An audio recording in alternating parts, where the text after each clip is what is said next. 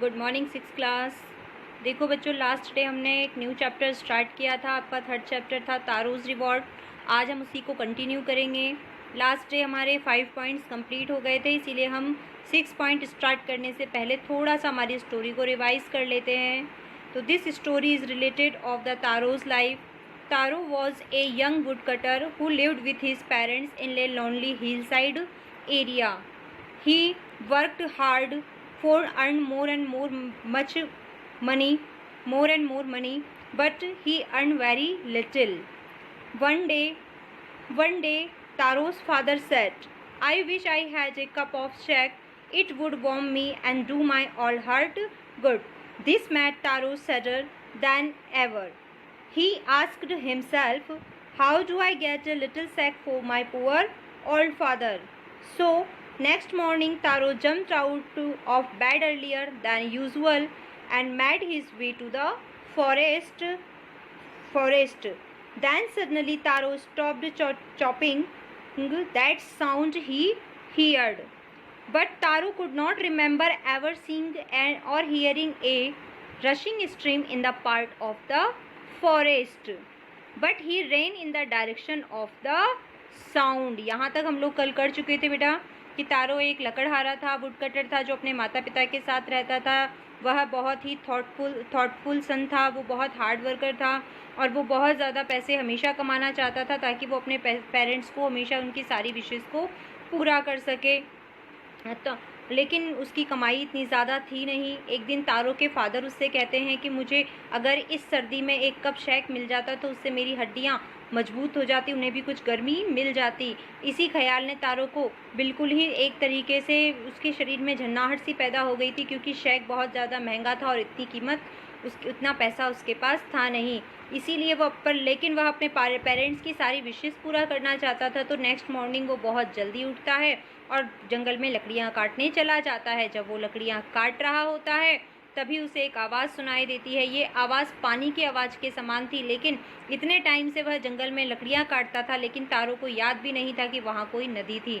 लेकिन फिर भी वह उसी डायरेक्शन में की तरफ दौड़ पड़ता है जहाँ से वह आवाज़ आ रही थी। यहाँ तक हम कल पढ़ चुके थे।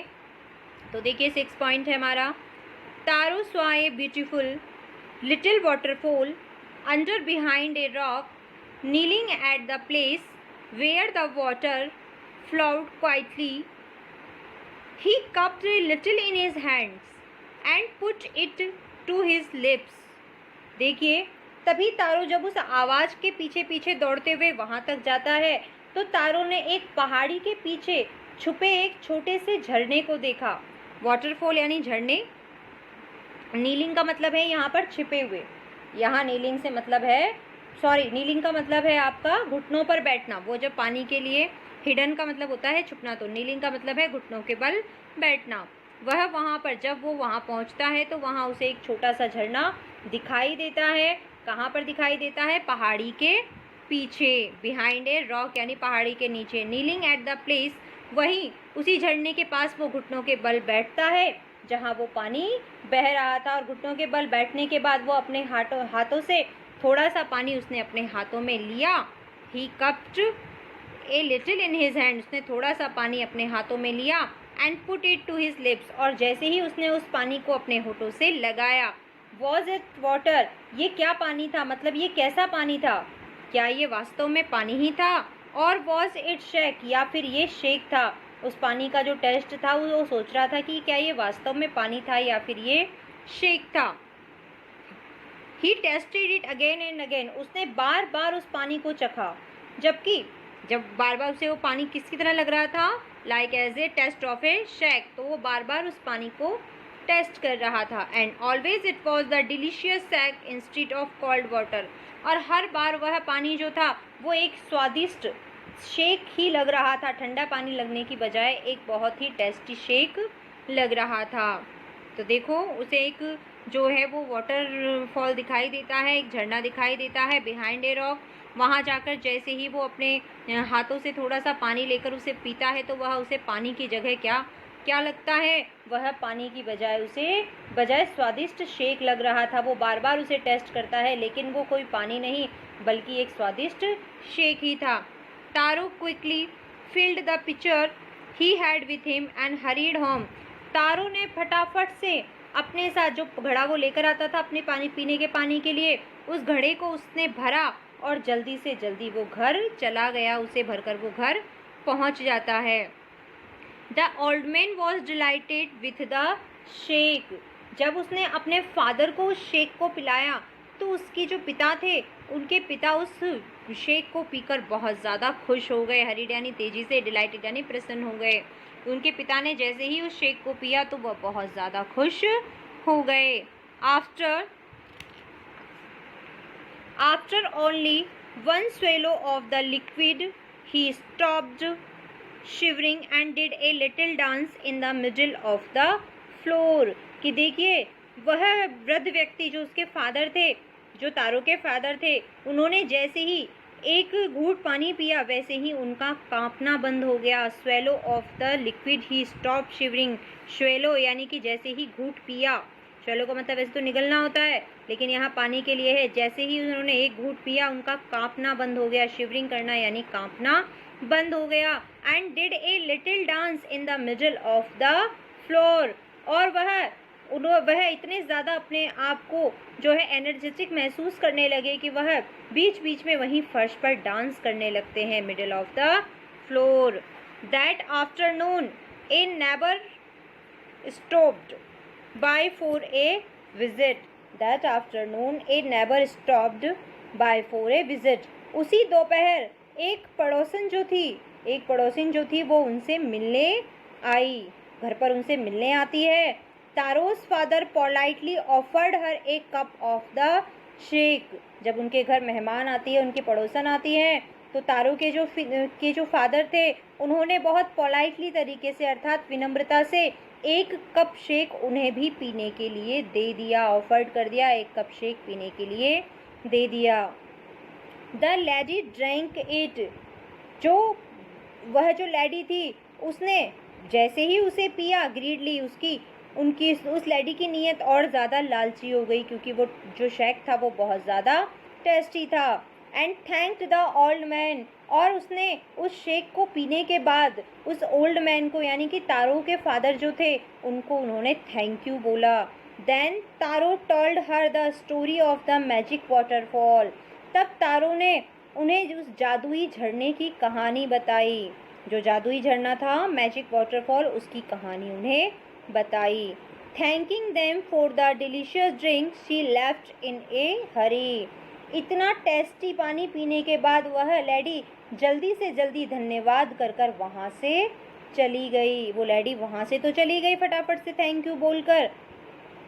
Bye nightfall she had spread the story throughout the whole village. लेकिन वह लेडी ने वो बात अपने आप तक नहीं रखी बल्कि उसने बहुत जल्दी ही ये कहानी पूरे गांव में फैला दी. पूरे गांव में स्प्रेड कर देना, फैला देना, पूरे गांव को सुना दी. सारे गांव में ये बात फैल गई कि इस प्रकार पहाड़ी के पीछे एक वाटरफॉल है जिसमें एक बहुत ही स्वादिष्ट शेक जो है वो बहता है. ये बात चारों तरफ फैल गई.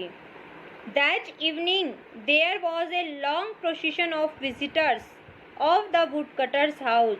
शाम होते होते उस वुड कटर के घर के आगे मेहमानों का तो जैसे कि एक लाइन की लाइन ही, कतार की कतार ही लग गई. पोजीशन यानी लंबी कतार लग गई वुड कटर के घर के बाहर. Each man here the story of waterfall. प्रत्येक आदमी उस झरने की कहानी सुनना चाहता था.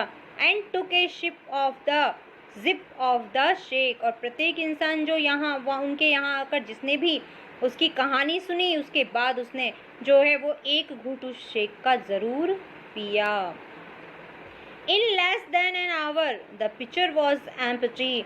एक घंटे के अंदर ही या एक घंटे से भी कम समय, इन लेस यानी कम, एक घंटे से भी कम समय में ही वह पिक्चर यानी कि जो घड़ा था जिसे वो भरकर लाया था तारो अपने पेरेंट्स के लिए वो खाली हो गया क्योंकि लगातार कोई ना कोई आ रहा था और थोड़ा थोड़ा टेस्ट करने में भी वो मटका जो भरा हुआ था, जो पिक्चर जो भरा हुआ था वो बहुत तेज़ी से खाली हो गया.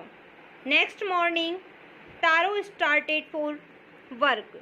अगली सुबह जो तारो था वो पिछली सुबह से भी जल्दी काम पे चला गया. Taro started for work even earlier than the morning before. यानी कि जितनी जल्दी वो लास्ट डे गया था उससे भी ज़्यादा अर्ली वह तारो अपने काम पर चला जाता है।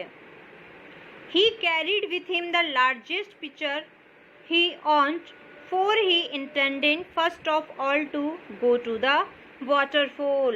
कि देखिए वह अपने साथ अपना सबसे बड़ा घड़ा ले गया, क्योंकि वह सबसे पहले झरने के पास जाने के बारे में सोच रहा था। वो सोच रहा था, इंटेंड करना यानी उसके मन में उसने विचार कर लिया था, इरादा कर लिया था कि वो सबसे पहले उस वाटरफॉल के पास पहुंच जाएगा। When he reached it, he found to his great surprise all his neighbors there। लेकिन जैसे ही वह वहाँ पहुँचता है तो उसे ये देखकर बहुत ज़्यादा आश्चर्य हो रहा था, वो बहुत ज़्यादा सरप्राइज हो गया कि उसके सारे पड़ोसी वहाँ पहले ही पहुँच गए थे। जो सारे नेबर्स थे वो ऑलरेडी वहाँ पर अपने अपने बर्तन लेकर पहुँच गए थे। They were carrying pitchers, jars, buckets, anything they could find to hold the magic shake। कि देखिए उसके सारे जो पड़ोसी थे वो वहाँ पहुँच गए थे। वो शेक लेने के लिए अपने घड़े, जग, बाल्टियाँ जो भी उन्हें मिला वो सब वो लेकर आए हुए थे। सब लगातार आए थे वहाँ पर और उस जादुई पानी को अपने साथ ले जाना चाह रहे थे। Then one villager knelt and held his mouth। तभी एक गांव वाला जो है वो नेल्ट होता है यानी झुकता है और उसने पानी पीने के लिए held his mouth under the waterfall to drink. वह उस पानी को पीने के लिए अपना मुंह जैसे ही नीचे करता है, जैसे ही उस पानी को पीने के लिए उसने मुंह किया, he drank again and again. वह पानी पीता रहा और बार बार उस पानी को पीता ही रहा। एंड देन शाउटेड एंगरली, और फिर वो बहुत जोर से चिल्लाया, गुस्से में चिल्लाया और कहता है, वाटर, नथिंग बट वाटर। ये सिर्फ पानी है, पानी, ये पानी के अलावा कुछ और नहीं है। ये तो पानी है, यहाँ तो कोई स्वादिष्ट शेक नहीं है, ये तो सिर्फ पानी है, सिर्फ पानी है। नथिंग बट वाटर, ये पानी के अलावा कुछ भी नहीं है। Others also tried but there was no shake, only cold water. बाकी लोगों ने भी पानी को लिया और टेस्ट किया, लेकिन उन लोगों के लिए तो सिर्फ ये एक ठंडा पानी था, ये कोई शेक नहीं था। ये क्या था? सिर्फ ठंडा पानी था, कोई शेक नहीं था। देखिए 10 पॉइंट कंप्लीट हो गए हैं।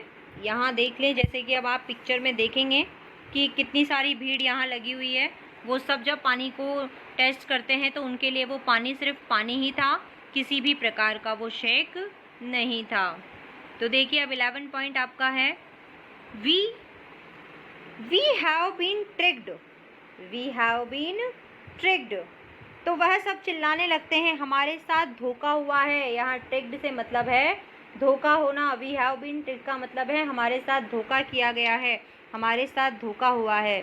शाउटेड द विलेजर्स, सारे गांव वाले चिल्लाने लगते हैं कि हमें झूठ बोला गया है कि यहाँ पर शेक था, शेक है, यहाँ तो सिर्फ ठंडा पानी है। वेयर इज तारो, तारो कहाँ है, उसने ही हमें झूठ बोला था।